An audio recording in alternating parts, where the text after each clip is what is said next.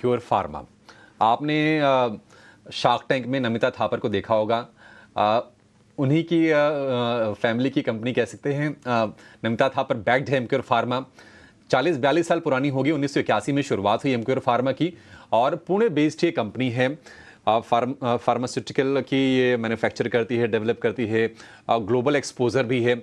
और अगर हम पेटेंट्स की बात करें एमक्योर फार्मा की, तो करीब करीब 200 पेटेंट्स इसके पास हैं और कुछ 30-35 की संख्या में पेंडिंग हैं। वो भी कंपनी उसकी प्रोसेस में ये चल रही है।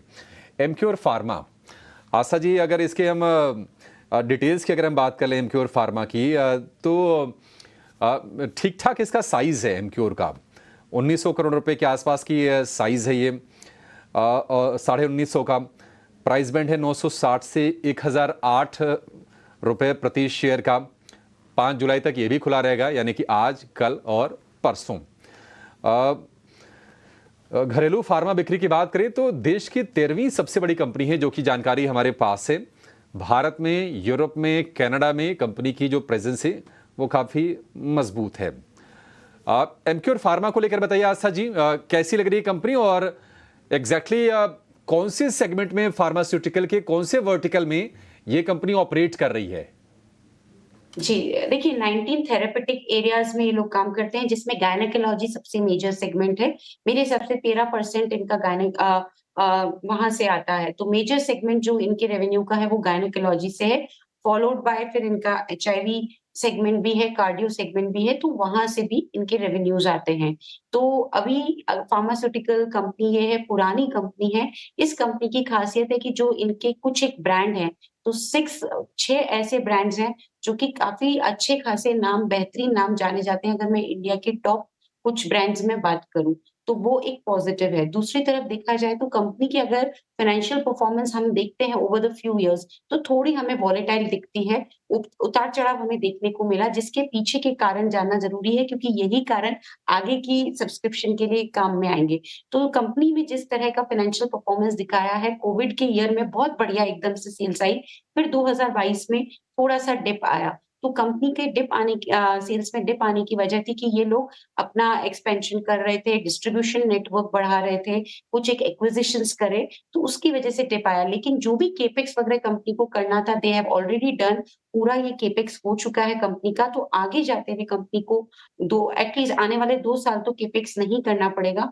तो वो एक बहुत पॉजिटिव पॉइंट लगता है। दूसरी तरफ यहाँ पे भी कुछ डेट रीपेमेंट होगा, तो इंटरेस्ट कॉस्ट में फ़ायदा होता हुआ नज़र आएगा। वो भी एक इम्पोर्टेंट पॉइंट है। तीसरी तरफ जिस तरह से मैंने कहा कि पहले कुछ खर्चे डिस्ट्रीब्यूशन नेटवर्क को बढ़ाने में लगा दिए थे, तो अब जो डिस्ट्रीब्यूशन नेटवर्क बढ़ा है, वो भी कंपनी के लिए कारगर साबित होगा, इनकी फाइनेंशियल परफॉर्मेंस को मजबूत करने के लिए। तो मुझे लगता है कि आगे जाते हुए कंपनी बढ़िया परफॉर्म करती हुई नज़र आएगी।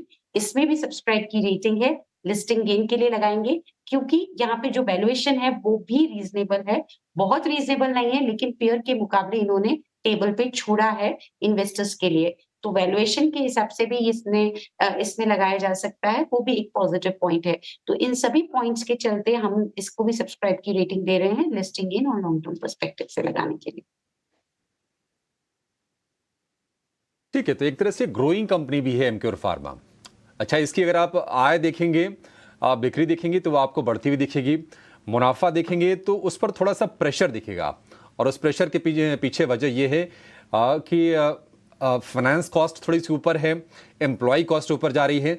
उसके चलते ही प्रॉफिटेबिलिटी पर थोड़ा थोड़ा प्रेशर आपको दिखेगा। लेकिन निश्चित तौर पर नई फैसिलिटीज़ में, नई मैन्युफैक्चरिंग प्लांट में कंपनी निवेश कर रही है और आगे जो ग्रोथ की जो गुंजाइश है वो ठीक ठाक है। फाइनेंशियल्स भी हमने डिस्कस कर लिए। बाकी वैल्यूएशन भी आपको आशा जी ने बता दिया कि वैल्यूएशन भी इसके ठीक ठाक ही हैं। आशा जी, लिस्टिंग के लिए लगाएं और क्या लॉन्ग टर्म के लिए भी लगाएं?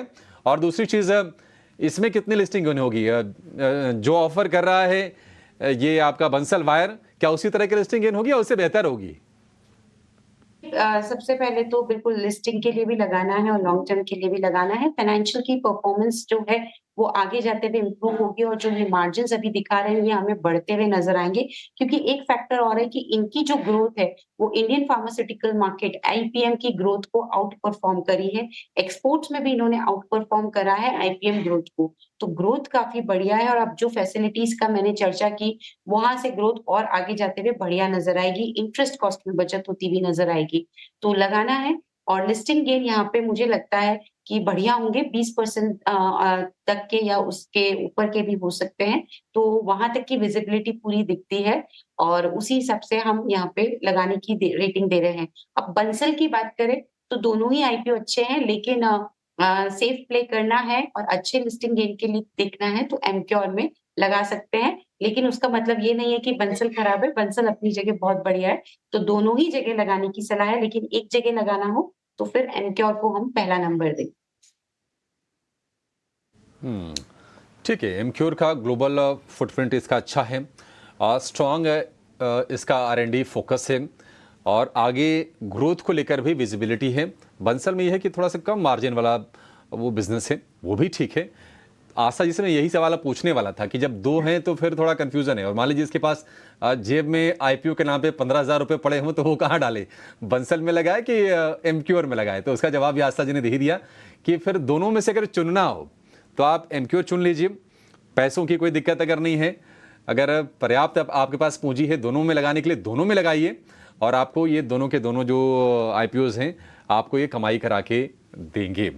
तो एमक्योर और बंसल वायर ये दो आईपीओज आज से खुले हैं। आज कल और परसों आपके पास पैसे लगाने के मौके होंगे और दोनों पे ही सब्सक्राइब की सलाह और लॉन्ग टर्म के लिए भी यहाँ पर पैसे लगाने की सलाह है आस्था जी की तरफ से। चलिए इस चर्चा को फिलहाल यहीं समेटेंगे। आस्था जी, बहुत शुक्रिया आपका समय देने के लिए और विस्तार से बहुत ही बारीकी से चर्चा करने के लिए और हमारे दर्शकों को राय देने के लिए आईपीओ पर।